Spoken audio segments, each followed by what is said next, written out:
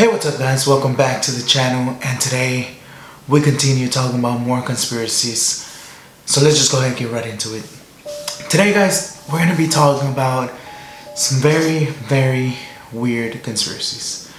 Now, before I do continue, I do want to say that these conspiracies that I'm going to talk about today are going to be a bit weird. And mainly I do want to state that they do talk about people that sexually abuse other people, and in particular guys, we're going to be talking about Hollywood actors that have been sexually abused. And of course, Hollywood is notorious for really having so many issues with actors, and not even only actors but directors and writers that sexually abuse of young stars that take a shot at the Hollywood scene. So one of the first theories guys, or one of the first stories that I want to talk to you about that involves somebody that has been sexually abused is Alicia Woods. Now of course we all remember Woods from Lord of the Rings, this amazing character, amazing actor, but we also know him from his previous movies back when he was a child. And one of those movies is called Flipper. Cool. What's his name? His name is Flipper. But not that long ago, Alicia spoke about a conspiracy theory that he said was fascinating to him. And that was that there was a cover-up of all the Hollywood agents who sexually abused or sexually molested a whole bunch of young stars that entered Hollywood. One documentary even came out talking about all the young child stars that went to Hollywood and that had some type of experience with either child molesters, people that wanted to abuse of the child. Every little kid dreams about being famous and being in movies. This is California. This is where you make it. This is where it all starts. You'll get signed by a label, you can star on Disney Channel. You know, what kid wouldn't want that, right? There's even a part in the documentary where one of these young child stars decides to record the person while they invite them in to have a meeting. I remember you asked me if I ever did anything with a guy before. I was not interested at 12. You're not recording this, right? Now, one of the most intense parts of this documentary, guys, is when they told a story about a guy named Brian Peck. Now, Brian was a person that we might remember came out in a whole bunch of shows, in particular kids shows. You might even remember him from the show called All That. Your stars. Pickle Boy. He hates pickles. While Brian was filming these shows, he was also molesting the kids in the show. Now in 2004, Brian was charged with a lewd towards a child. There was also 11 counts, 11 charges towards Brian for alleged sexual assault and other big cases that had to deal with children. Now Brian was sentenced with 16 months in prison, and you might have thought that as soon as he got out, he probably was never seen again, but that's where you're wrong. He was actually brought back into television, and of course he was brought in a very famous show that started called The Sweet Life of Zack and Cody. Basically, he was the mirror that came out in one of the episodes, and you can clearly see it. It basically says his name down there, that he was part of the show.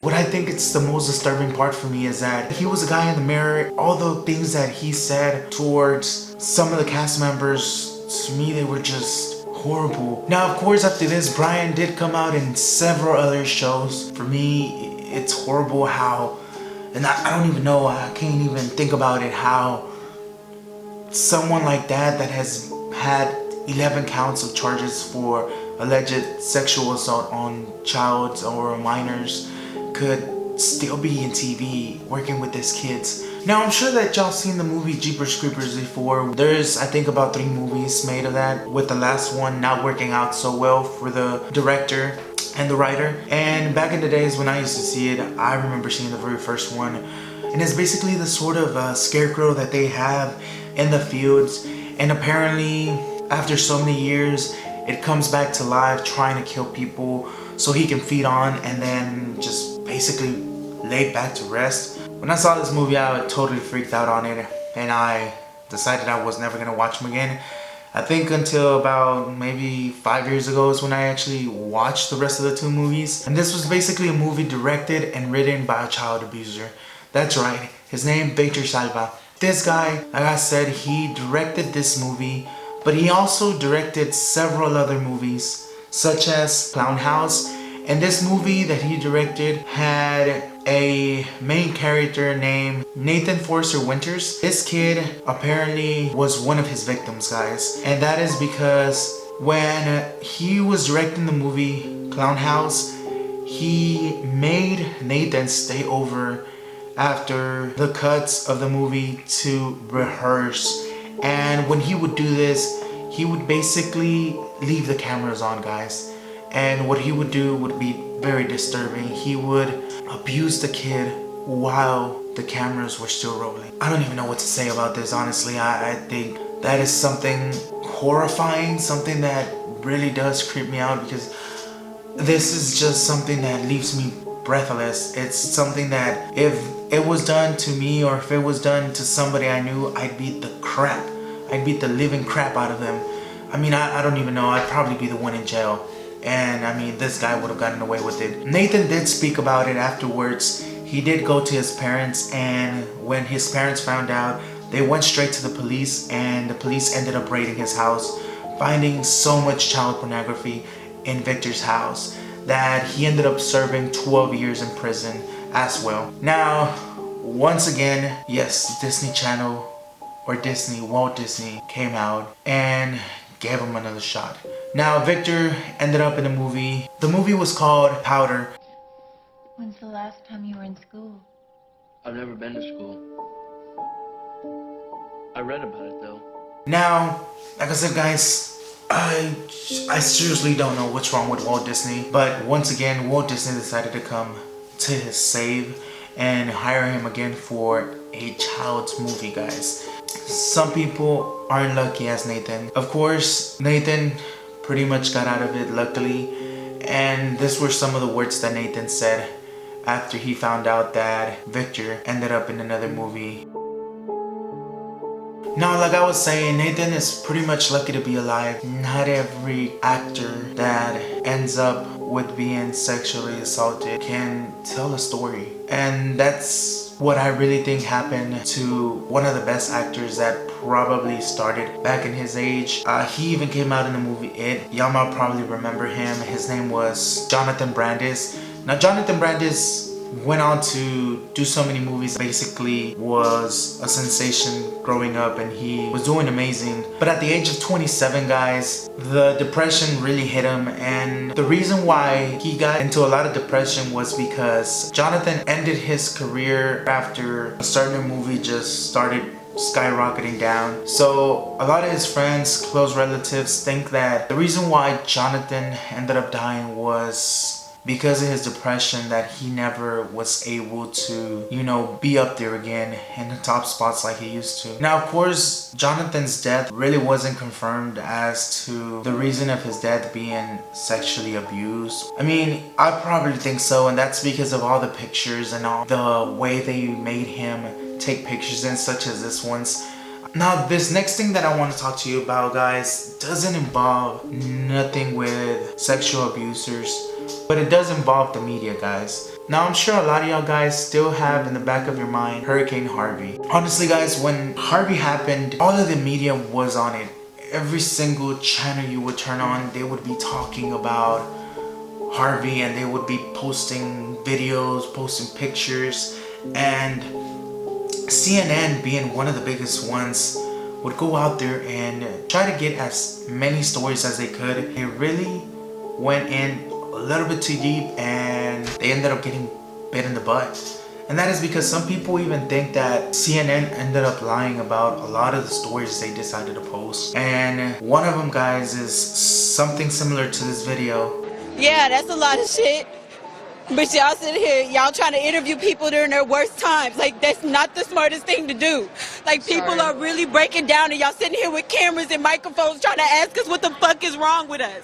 I'm so and sorry, you really man. trying to understand it with the microphone still in my face, with me shivering cold, with my kids wet, and you still putting the microphone in my face. No, I mean, honestly, for me, I think that if I would have had a camera in front of me, I would have honestly reacted the same way. I think that a camera should really be in front of you when you're going through so much, when you just lost your house, when you pretty much don't have anything left to live for. I mean, besides your family, even if it wasn't the case that it was a real video and there was a real story, I mean, I'm honestly with her. Now, there is another story, guys, where as well CNN was doing a report, and as they were outside, they noticed a truck was basically going underwater, and they decided to go out and help. And this is basically what happened.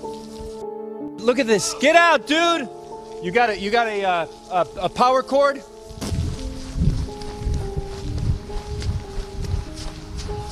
Hold on, I'm trying to get you a rope. Water. No, don't go backwards. You all right? No, ma'am. No, ma'am. We got a car in a ditch. We just pulled a fellow out. Now, guys, for me, I don't know about y'all, but this one might be a real deal. Now, the conspiracy came out that how is it that it basically says underneath the whole video that the reporter put out there, he was the one that saved the person in the car almost drowning. And apparently you can see that as he's leaving to go help this person in distress, he's basically wearing khaki shorts.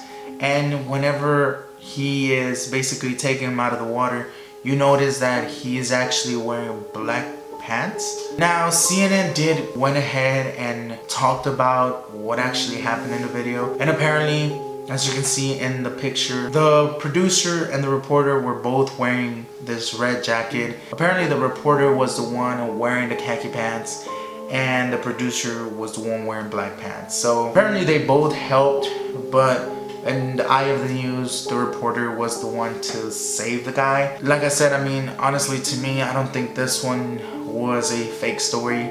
But as y'all know, the media pretty much can talk and say whatever they want. And now this last conspiracy, guys, that I want to talk to you about. Now this last theory that I want to talk to you about, guys, for me is one of the most disturbing ones, I guess, in some way. And that is because I really do think it could possibly be true. The only reason why I think this conspiracy might be true is because now I'm sure y'all all heard about the show Friends, and how Friends is basically this show, which, by the way, I've never really watched it. I've never really been interested by. But basically the show is about these friends that get together. They always go to a coffee shop, and most of the thing happens in the coffee shop and around their apartments. A conspiracy came out that the show could actually be about Phoebe. Now, of course, there is another conspiracy about it where the show might actually be about Jennifer Aniston, because she's the only one in the cover that has her eyes open, and it has to do with the theory of she's actually the important one and the one that she's pretty much having this big dream of having friends. But to me, that one doesn't make sense. So, and guys, basically the one that makes the most sense to me is the one where Phoebe is actually the main character of the story. Now, I say this because Phoebe is basically the one that lost her mother. She never had her stuff straight, and she was just a big mess. And so the conspiracy behind it, guys, is that she basically created this whole scenario in her head. She was actually homeless. She would basically sit in the outside of this coffee shop and look towards the inside and see all the people come in and see how these people would hang out in a group. And she just started involving herself in these stories. And apparently the best way they could have ended this whole show was if all the guys got together, and as they walked outside, they noticed Phoebe just sitting outside the coffee shop looking up towards them. And I mean, honestly, that is one of the reasons why I do think that maybe that could be real. The whole fact of Phoebe actually being homeless and her creating this, and her having this big imagination and creating something that was never there. I mean, if it was the case, that right there would have made me watch Friends. I would have been like, but I dare you to watch Friends now, guys, and actually go into it and watch the whole season. And with this theory in mind, I'm sure you would think the same thing. Well, there you have it, guys. These were some of the weirdest conspiracies that I could find for you. I don't know, guys, but some of these conspiracies, to me, they were just one of the best ones, and I really felt like I had to talk about them, guys. But definitely, guys, if you do know of any more conspiracies, any more weird conspiracies that you probably know of, drop it down in the comments, guys. Let me know about them. Let me know down on my social media. You can definitely DM me, my Instagram, Facebook, Twitter. Let me know of some more weird conspiracies. We might even make another video of all the crazy ideas, of all the amazing conspiracies y'all probably sent me. So guys, definitely drop them down in the comments. Shoot me a message. Thank you so much for watching this video. Definitely make sure to subscribe to the channel. Hit the notification bell so you won't miss any of the videos. And I'll see y'all next time, guys. Peace.